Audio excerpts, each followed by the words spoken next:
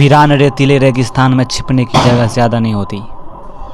यहाँ शिकार का एक ही अनोखा तरीका है। वो तरीका है घात लगाना, रेत के नीचे छिपकर मौके का इंतज़ार करना और सब्र रखना।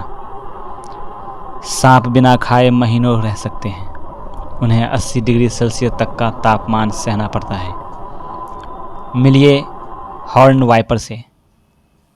उसकी आँखों के उभार उसे सूरज से बचाते हैं। देखिए, एक रेगिस्तानी छिपकली भोजन ढूंढ रही है। उसे नीचे से आने वाले खतरे का अंदाज़ा नहीं है।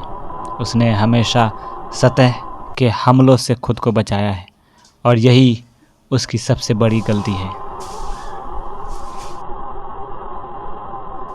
और वो फंस गई। जैसे ही जहर असर करेगा वो बेजान हो जाएगी।